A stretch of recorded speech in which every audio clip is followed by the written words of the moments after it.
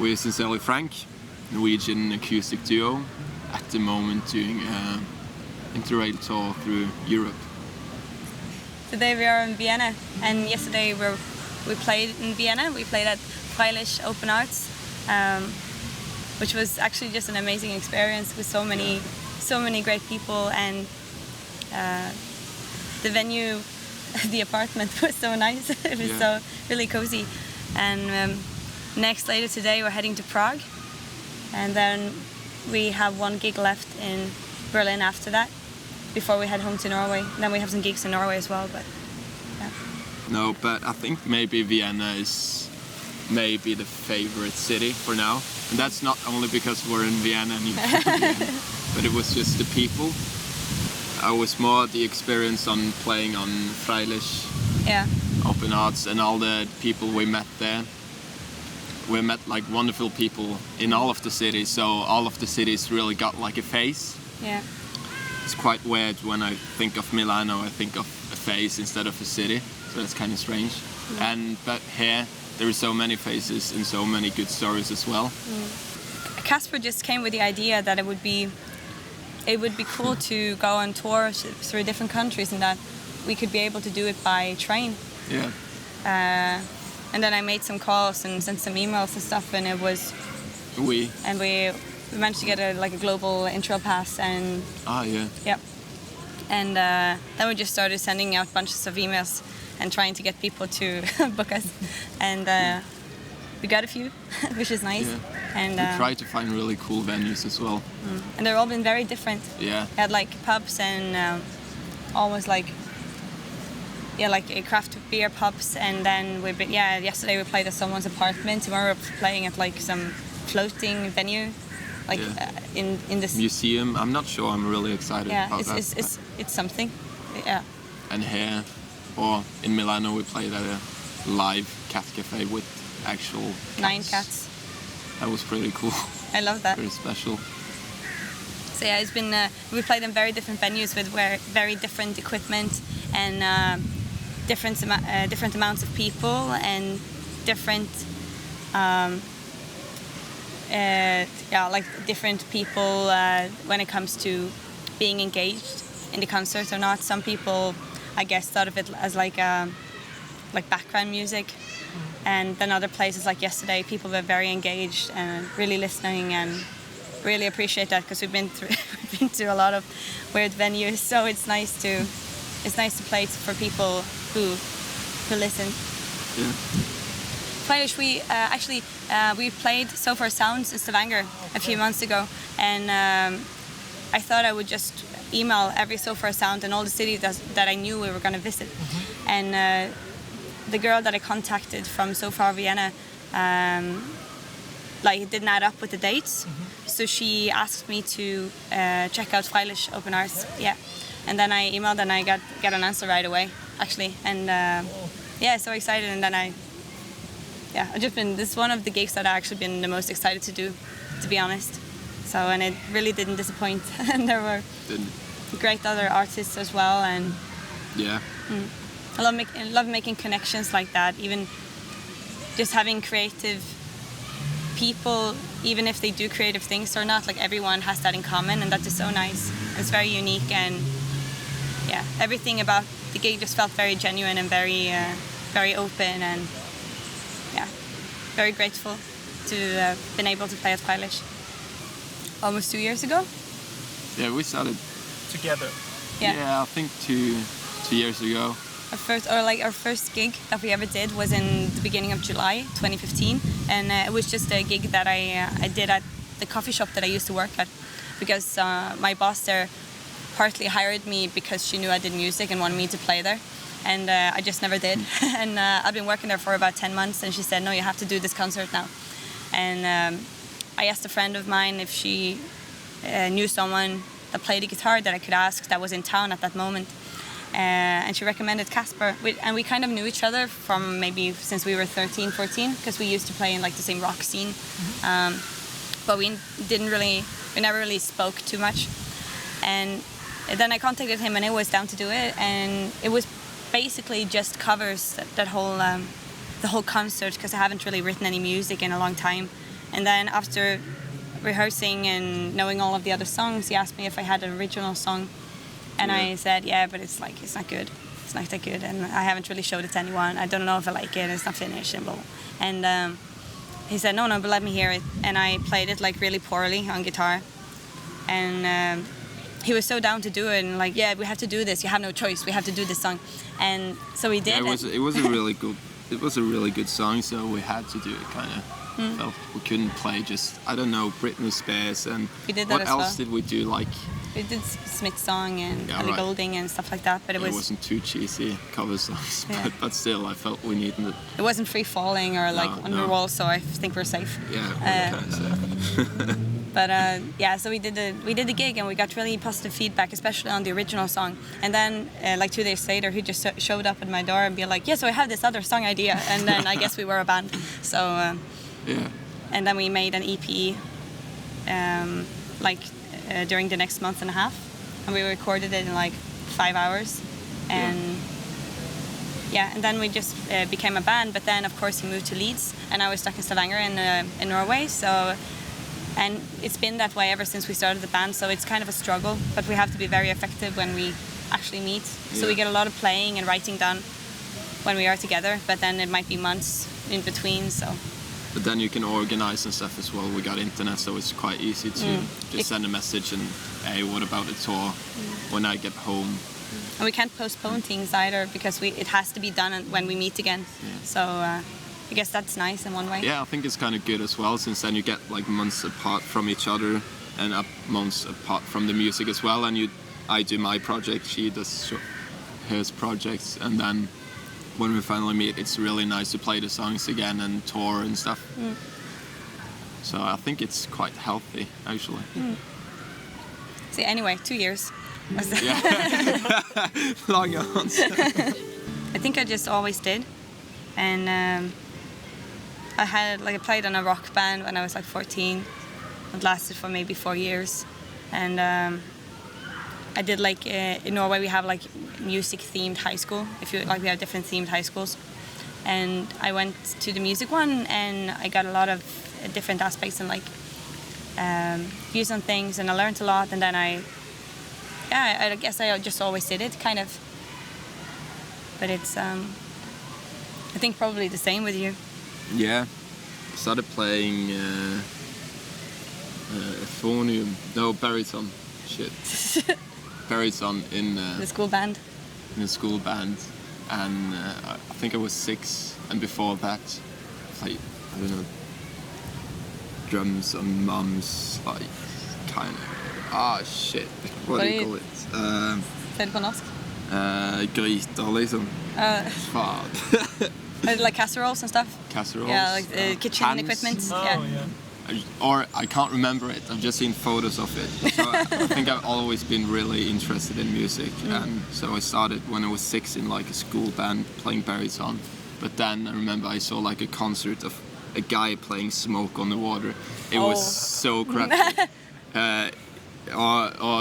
But that he really catched me, and then it was like distorted guitar and like Smoke on the Water. It was just a riff as well. It was not the whole song. It was just a riff, and I felt that was so cool. So I switched from the baritone, and then started playing guitar when I was, I don't know, 7 or 8. I sing mainly, but I also play the ukulele in this. But also I also used to play in a school band where I played the trumpet and percussion. And so I try to learn a little of everything. But singing is my main instrument. That's why I got my bachelor's in jazz and improvisation recently, and that's what I've been doing like mainly all the time. I would say I just play guitar. Like, I know kind of how to play bass, but it's not. I hate guitarists who say I can play bass, but they can't. They just know the notes of the bass and stuff. But it's like a whole different, it's a whole different idea around playing another instrument. And I feel like sometimes I can't even play guitar, to be fair. So I of course I could play some chords on piano and always figure it kind of out, taking the theory I know from the guitar to another instrument. But I never really felt as another, or as an instrumentalist, I could do like loads of things. But I guess keyboards and stuff, when I'm making like field music and stuff, I can always figure a way around it. But I wouldn't say I can or know how to play it. To be fair, it's just I feel like you need to be at a certain level to say that I'm a pianist. Like, yeah. But no, I play guitar, and and I've been singing in a rock band for many years, but still I wouldn't call myself a singer. You study in Leeds and I study in Norway, and I still have 2 years left of another degree that I'm taking, and you have 1 year left at the jazz bachelor's. So we're not really sure. You don't know what you're doing after. No, I'm not sure at all. I got 1 year left, and then I can decide if I want to do a master degree, where, in which country I can do. I feel like now I can do whatever I like in 2 years. But after that, I have to like kind of start working and pay down the student loan. So I feel like I can be free for 2 more years and just study whatever I like. We'll definitely continue with this project. At least I want to. So So we just have to keep planning as well as we do. Yeah, I think there will be a lot more touring going on, since it's really nice traveling as well. I'm not looking at this tour as trying to become something or trying to... Of course, it's about sharing the music as well, but I think it's also about just being like 2 really good friends traveling through Europe. Just traveling and seeing stuff, since I really like traveling. But I guess you also like traveling. I really do, but I guess it's very inspiring as well, because you see a lot of new places, you play at a lot of new places, and you meet so many different people, and I think that really inspires me, and I think that's going to help me write even more music. And so I think, even though like this tour is not about, because we don't have an audience in any of the cities that we played. I know 2 guys in Berlin that are Norwegians. So are they Norwegians? Yeah, they're Norwegian. Oh, really? I didn't know. Yeah, and the thing is, it's not about like getting big, but it's also like it's a very nice experience for us to play outside of Norway, because Norway is very small, and we played a lot of our gigs in Stavanger or around our hometown, and it's nice to be like what's it called, like challenged with playing at places where we don't have our local support, and my mom is not sitting in the corner and cheering me on and everything, and that's it's a good experience for us. So yeah, it definitely is. Sometimes it's tiring, but also a lot of the time it's very inspiring, and it gives you faith in what you're doing, because you can tell that, okay, so people besides my mom and my friends also likes this, so because they have to tell you that you're doing well, because they love you. But when strangers do it, it's something different. So oh wow, that's a really cool question. It would be I don't know, like a deep movie where the music has a lot to say. It would be really cool to compose that, and composing it and then record it with a live orchestra and stuff, and then I think that would be really cool. And of course playing at huge venues, but to be fair, I would rather play in a living room than playing at a stadium, because when you're playing in a living room you could really connect with the ones who you're playing to the audience. But I would never say no to play at the big arena. That would be sick. But still, I don't feel like that's not a goal at all.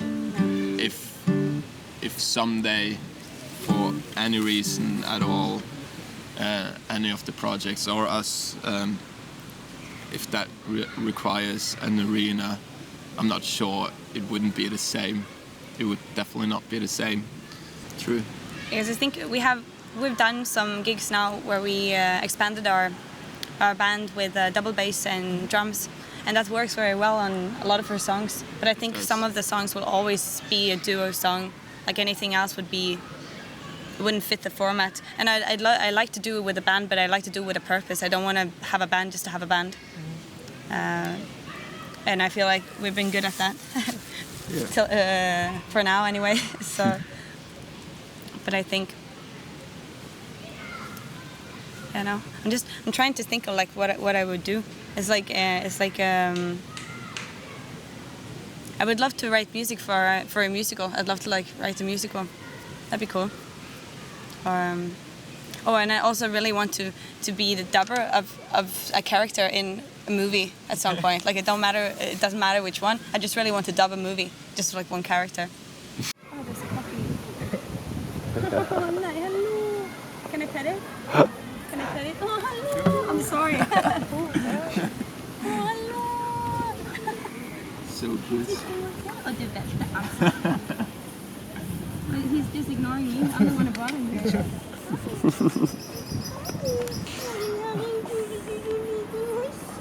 It's been like this in every The whole city. tour. Yeah, dogs all over it.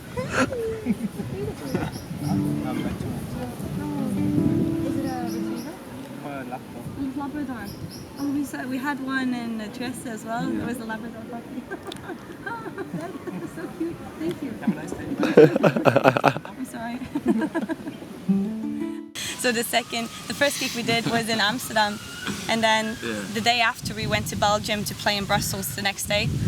And when we arrived, we thought we would just check out the venue because we've been talking to them and they were very interested in doing the gig and like, yeah, you just picked a date and we're so happy to have you. But they never really confirmed the gig. But we had a dialogue and you were calling them on the phone. Yeah, and they were like, oh yeah, the boss is just on vacation. So, He'll be back in like a couple of days. And that was 2 weeks until the gig was supposed to be. And then when we went there, it was just like cracked windows. Yeah, like curtains everywhere and like, yeah, old posters in the window. Yeah, and it was so strange. And then we met this guy outside and he just looked at the place like, and he barely spoke any English, but he managed to like say, shut down. Yeah, shut down, closed a few weeks ago or something. We thought that can't be right. Like, and we were just walking around the whole day and calling them every hour and hoping they would answer. And I messaged them on Facebook like, "Are you open? We kind of need to know." And then maybe 15 minutes before our gig was supposed to start, we finally got an answer on Facebook like, "No, the evil powers won, and now we had to shut down this bar, unfortunately." And I just wrote, I feel really sorry for them though. They must have been like loads of stress for them around that time, but still when a simple no would have been when I called like 1 week ahead of the gig, it was like yeah sure, it was like no problem at all. So, yeah. But we had a great time in Brussels. Great time in Belgium. We went to a gay karaoke bar, so that was lovely. They had like 2 cocktails for one, and yeah, had a lovely time. Yeah.